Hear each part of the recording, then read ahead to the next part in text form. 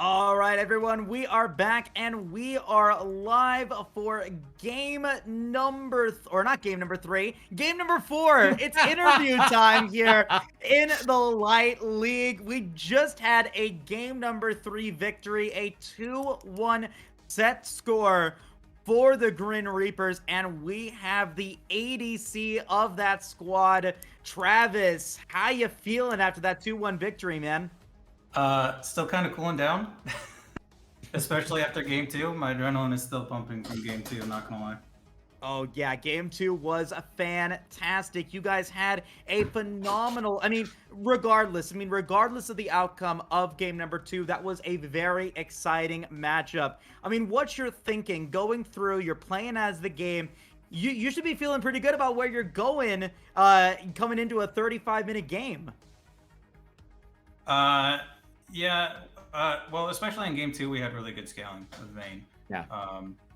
So we always knew, even when we gave up a lot with the push from, I think it was Action in the bot lane, even when we gave all that up, we still had pretty good scaling, especially with like Seraphine Vayne. So we weren't too terribly worried. It was just like very uncomfortable to play against the 1-3-1 there. But I was able to pop my ult and then tumble forward and blow flash off of the Nidalee, and that was pretty huge. And then, of course, I think it was Coop came up with like a super clutch bandage into Billy Seraphine ult, and that was all she wrote. But yeah, we felt pretty good as we got later on into the game, since we just had pretty good scaling. For sure, for sure. So let me ask you this. I mean, moving into the draft, we saw, no bans coming in from the Stonk squad in game 1, unfortunately, but they ban out your Caitlyn game 2 and game 3. In your opinion, what makes your Caitlyn so dang terrifying? I don't know. I'm hesitant to call myself a Caitlyn one trick, but when I'm on that champion, it's just something different. Honestly, I don't get to have Caitlyn that much in competitive games, so maybe it's even just the mental aspect of when I get Caitlyn, I get to be a lot more confident and just have a better time overall. But like I said, that rarely happens. Also, just to answer your question a little bit more about what makes my Caitlyn scarier, I've spent like dozens of hours in the practice tool just nailing the various Caitlyn combos. I don't know. Nice. A lot of practice. That is wonderful. Of course, we had you gentlemen last week with the win, and we got to know a little bit more about the team aspect, how everyone is communicating. Everyone's pretty much a shot caller with this squad, and it shows. Tell us what it's like, though, with that when everyone is going through adversity. The game number 1 was a close one that y'all ended up losing to. Were there any moments where having everyone be the shot caller, having everyone calling things out simultaneously can kind of have you fall behind or get somebody heated? Good question. We actually struggled with that a lot when we were first starting to scrim, when the team first formed. Because the Coop, the jungler we brought in, is more vocal than we're used to. So we did struggle with it at first in scrims and stuff, and then over time we just kept practicing and grinding, and now it just feels natural, honestly. Even when we're not necessarily ahead, it's not like our comms ever really deteriorate. There's always information being thrown around. People generally tend to keep cool heads on the squad, which is very valuable. So it's not like comms are ever getting cluttered with like very frustration or anything like that. So yeah, at first it was a little bit of a struggle, but honestly, it just keeps getting better and better over time. That's wonderful, and it definitely shows as you all were able to continue to adapt throughout the series. Game 1 didn't start out the best for y'all, but then by game 2, the essential we call it a 2-goal swing in Rocket League when you have the on the precipice of scoring a goal, but it ends up running back the other way. You ended up having what was a game 2 swing at the very end, and then in game number 3, you could definitely tell you all were a step ahead of the competition throughout it. So I just wanted to compliment that.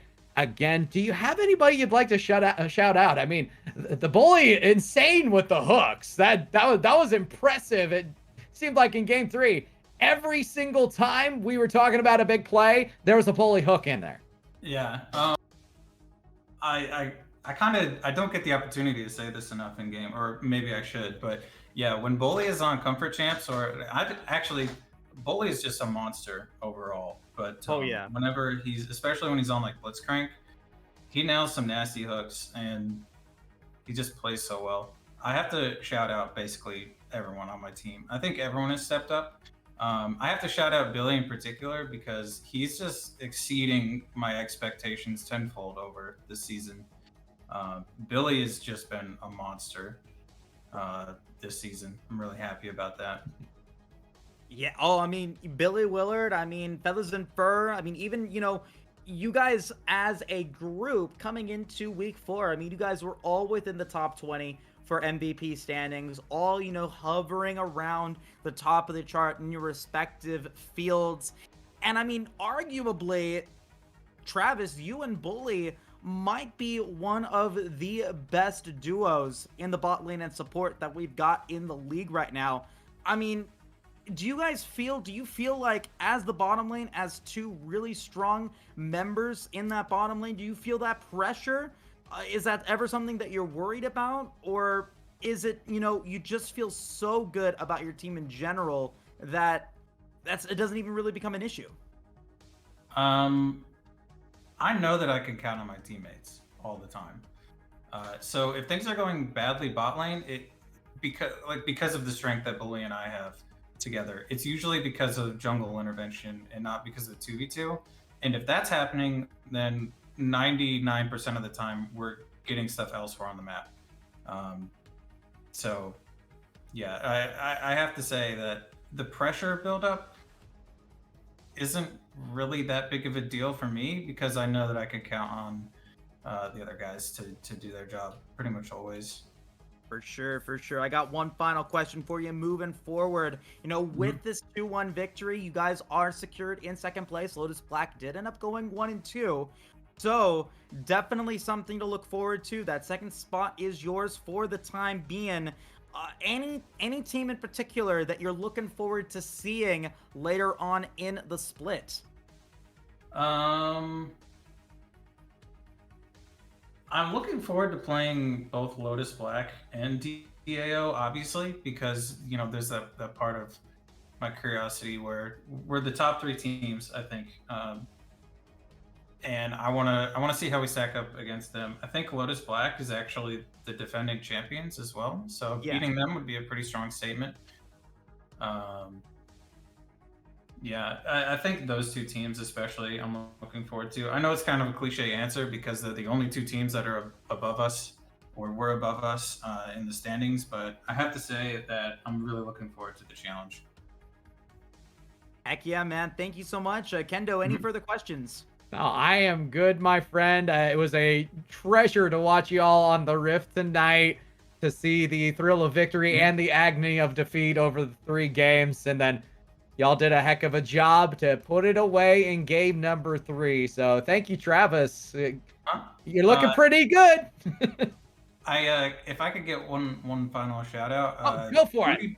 Booty Banging Billy on the enemy team. We had technical issues going into the series, and I think we went several minutes past our time for allotment for game 1. So we had to bring in a sub, and he gentleman's in our sub and let us keep the same graph. I think that's just really stand up. I think all the guys on the team that we just played are pretty good people. I really respect that competitive integrity from them.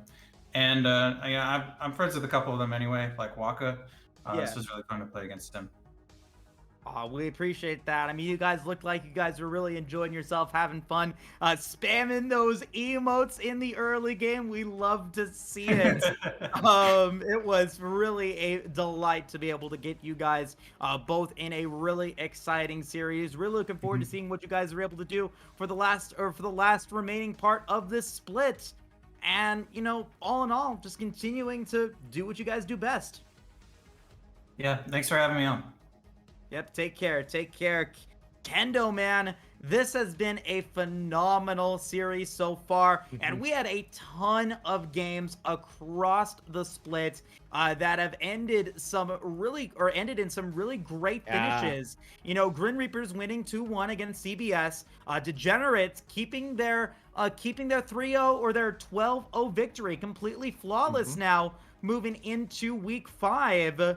Other than that, Team Ascension or Team Ambition Golden Age 2-1 against Lotus Black. Yes. And that's oh huge. My, that is huge.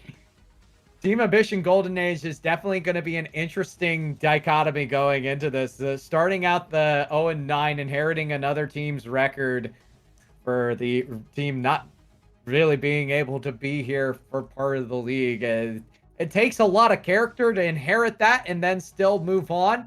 But they are going to start their season off with a statement and move to 2-10. That is quite interesting going forward, especially considering they did it against the best squad or one of the best squads in Lotus Black. Throwing in another one, the other matchup that we thought was very intriguing, Cape Dogs Unleashed up against Central Sentinels. Cape Dogs winning 3-0 against Central Sentinels. So Cape Dogs have proven themselves to be a very good team and have floated themselves back into that top 6 and into the playoff picture. That's so massive for them. Central Sentinels now drops to 5-7, with Cape Dogs being able to go 6-6 in their first 12. Definitely going to be the gatekeepers moving into this one. On top of that, Zenigma Eclipse also dropping down 0-3 is going to be 4-8.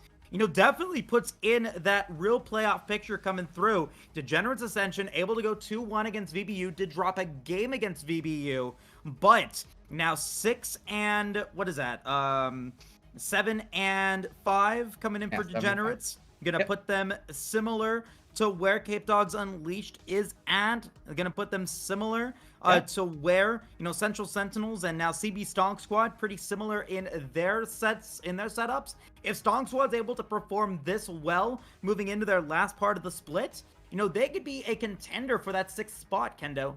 Yeah, they could be. And with Team Ambition Golden Age promising to be a very interesting dynamic in the standings down the road, trying to pull the come from behind march into the playoffs and doing so fairly well against the Lotus Black squad. This is going to be anyone's match as the playoff picture is slowly shaping itself out. That, of course, this is week number 4. There's a total of 9 weeks in the regular season, so we have pretty much reached the halfway point. Sometime in between next week, you get 1 or 2 games in and be like, hey, we reached the halftime. Whatever, we'll go from there. But it's right now, that is the most critical. Every single win is going to count. And if you are feeling anything like you need to get it together, if you are maybe a little bit groggy about all of this, that's where the AM Grind comes in. Absolutely. 10% off your order with the promo code XLNC at any point if you guys want to do for that one. Thank you to our sponsors. So real quick, DA Obsidian, rank 1, 12-0. Grin Reapers going to end up being 2nd place, going 10-2 with Lotus Black rounding out the top 3 at 9-3. The playoff picture is definitely looking interesting, and nobody is safe moving into week 5, but we have to wait a week before we get to that point, and so it's going to be a ton of fun. on behalf of all of our players, all of the staff here at XLNC, our observer Jagdog, Kendo Slice, and myself. You guys all have a fantastic week, and we'll see you guys all next week for week number 5, XLNC Light League, coming to ya. Take care.